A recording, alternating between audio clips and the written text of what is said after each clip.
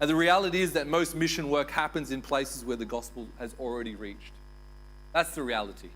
If you look at statistics, places that have Bibles, have churches, have many Christians and missionaries, but there are places in the world, listen carefully, there are places in the world where people will be born, live their whole lives, and die without ever hearing the gospel. And then end up in hell. If we have a biblical understanding of heaven and hell, if someone does not call upon the name of the Lord, they will perish. And how can they call on him on him whom they've never heard? And how can they go unless they're sent? Churches, we need to be sending missionaries to the field. Many of these people will never meet a biblical Christian. And often churches and mission agencies will spend thousands and even millions of dollars every year to reach people who already have access to the gospel but are already full. If you want to feed someone who's hungry, you don't go to the place where everyone's full. You go to the place where they're hungry. You go to the place where they don't have food. That's the logic behind helping the poor or the hungry, right? It's the same with mission work. We should go to those places that do not have access to the gospel. They're the places that are most in need. To reach these unreached groups and places, to make disciples among the nations, and to leave behind healthy biblical churches takes long-term workers and supporting committed sending churches. Churches that are committed to the long-term work of mission. I know in a group like this, there's possibly only a few of you who are called to do that kind of work. But as a church, as a whole, we can do that kind of work. But I must hope, and I must ask very clearly, is there anyone who is called to go? And we're going to talk about that more through the message today. Even if you're not called to go, come to South Asia to be a missionary, is God calling you? How can you participate in the Great Commission? We must be committed to being on mission. We must be committed to the proclamation of the gospel, because God himself is a missionary God. God himself sent his son to earth to seek and save the lost. Jesus described himself as the shepherd who sought out the lost sheep.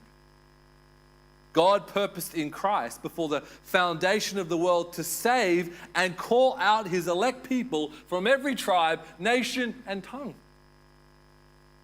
Our vision for God's global purpose must be bigger than our local context. As John Stott once said, we must be global Christians with a global vision because our God is a global God. God's vision is bigger than ours. God has something greater in mind. God is working out his purposes upon the earth. Missions are a part of the DNA of God's church because the church was created by the mission of God. You exist, you are saved because of God had sent someone to you.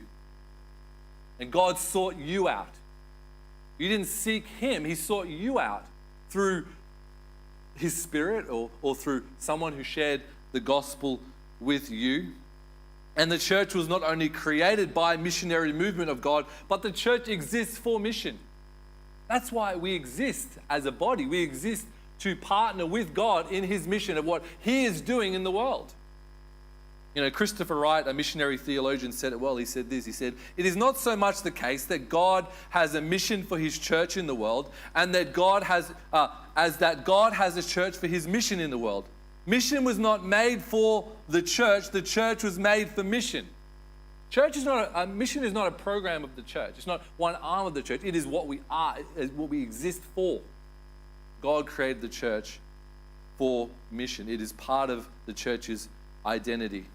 God in Christ sent his son to seek and save his elect. And we are called to mission because we are called to be with him in what he's doing. And where is he? He's seeking and saving the lost. He's seeking to save and gather in his elect into churches and to save those elect that he died for. We go out as the great Moravian catch cry. Some of the first Protestant missionaries, they said it this way. He said, the lamb who is slain may receive the reward of his suffering. That's why we go out.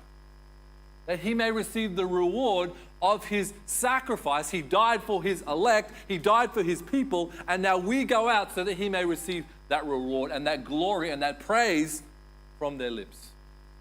That's why we go to the nations. Jesus has died for his elect, and he's gathering the elect, and if we must be involved in that work with him.